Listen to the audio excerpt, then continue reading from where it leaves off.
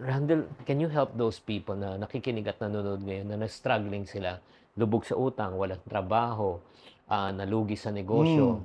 Hmm, Ano yung spiritual principle na okey. pwede nating ibigay that can give them peace and clarity? Alam mo number one, ito importante yan, huwag kayong mawawalan ng hope. Kasi 'pag nawalan ka ng hope, tapos na ang boxing, tapos na ang grabe. And one of the things we realize, no, hope is eternal, eh. Kasi hope is not a situation, eh. Hope is a person, 'di ba? I mean, kung nakilala mo ang Panginoon, then number one, kaya nga may resurrection, eh, nabuhay si Lord, eh. Hmm. Ibig sabihin niyan, hindi namatay lahat ng pangarap mo sa buhay. Baka binabago lang ni Lord o inaayos ka lang. So, yung hope mo hindi mawawala. So, number one, whatever is the situation, may problema ka, number one, may hope. Pero next question is, anong dapat mong baguhin? Yes. Yan yung next question. May plano si Lord sa buhay mo, di ba? Pero ano ngayon kailangan baguhin? Minsan kasi yung mga dinadaanan natin, inaalaw ni Lord yan kasi may binabago sa atin si Lord. Pwedeng character mo. Okay, kadalasan character, eh. Totoo. Pwede dinidisiplina tayo or pwedeng inaalis ka ni Lord sa mali. Tama. Minsan, pero Pinoprotektahan minsan ka. talaga mali talaga, eh. Relationship, negosyo. Sa akin minsan yung the wrong business partners. Tama. Talagang ayaw ni Lord, eh. So, okay. So, matuto tayo mag-yield. So, very Yeah. important mag-yield tayo. Paano naman para sa mga taong lubog na lubog Mm. talaga? 'Di ba? How can they trust God with their finances at these difficult times? Paano? Okay. So, sabi, na guys, ramdam kita kasi dinaanan ko yan, eh. Oo nga. Ramdam kita, dinaanan ko yan. Kailangan lang natin siguro mag-pause. Yung Yes. kailangan mo yung pause, eh. Kailangan mag-rest na may bukas pa. Kasi dami ko na na-counsel ng ganyan point, eh. And balik tayo, Lord, surrender talaga. Kasi ang kalaban natin, pinipilit natin yung gusto natin. To that point na yung solusyon na naiisip natin, yun lang gusto natin. Baka may ibang solusyon para na si Lord para sa iyo, eh. Baka may binabago, eh. Bakit ba? Bakit ka ba nabaon sa utang? Babalik ni Lord sa iyo. Bakit pa ano? Kasi gusto natin solusyon, eh. Pero gusto ni Lord sa atin pagbabago, eh. Solusyon, matapos sa utang. Bakit? Natuto ka ba? Pag nakabayad ka ng utang, who's to say na hindi mauulit yung problem na to? Baka umulit, eh. So, binabago ni Lord sa atin sa sarili natin. Identity natin, sino tayo. Pag nakita mo yan, na-gets mo na yung lesson, it will all follow. Been to there, I had a lot of debt. Hindi ako nagmamalinis, may debt problem, pero binago ni Lord yung sarili sa akin. So, anong advice mo naman sa mga young people right now, yung Gen Z and then Gen A na rin, mga Gen A, na who wants to build wealth, not just for comfort, but actually for calling purposes? Ganda niya, ano. Sige, right now, sabi ko, hindi na ako magsusulat ng libro, pero laki na yung mga anak ko, may sawa na sila. So, I'm currently writing a book Wow.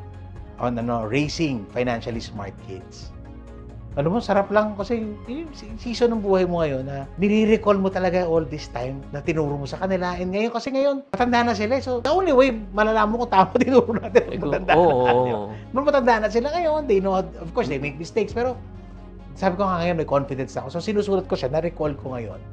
And sabi ko, the same advice that I writing in that book, ay the same advice I'm going to give people. Number one, God owns everything. I think that's one of the things na na-realize ko sa kanila, eh, na kasi sa mga anak natin, they look at us as a provider. Eh. Diba? Hindi maalis yan, eh. Pero at certain point in time, kailangan i-redirect mo sila na si Lord ang provider. I think one of the things that I realized, more than managing money, sa anak ko, the value of work.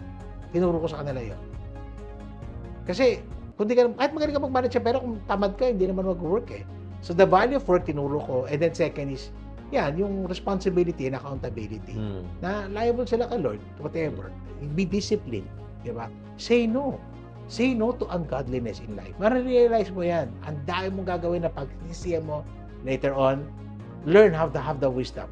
Yes, God will allow you to make mistakes, pero not to the point that the mistakes na hindi na siya reversible.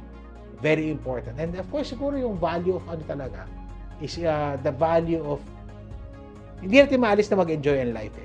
Pero kailangan may responsibility tayo. Totoo. Uy guys, alam mo, napakalaga nito. Just like to, lalo ng mga magulang na nakikinig at nanonood ngayon na sinasabi na dumaan sa hirap at sinabi nyo, ako pagdating ng panahon, pag ako nagkaanak, hindi ko padadaanin sa hirap yung anak ko. Alam mo kung nasabi nyo, magsisi na kayo. Ang daming problema niya ngayon. Oo. Ang daming problema. The reason why na marunong ka sa buhay, naging masinop ka sa buhay, naging responsable ka sa buhay, dahil nga nanggaling ka sa wala. Ngayon, ipagkakait mo yung pagkakataon na yun. Kaya nga alam mo, ito yung mga na-discover ko na sa buhay. There's an old saying lang naman to.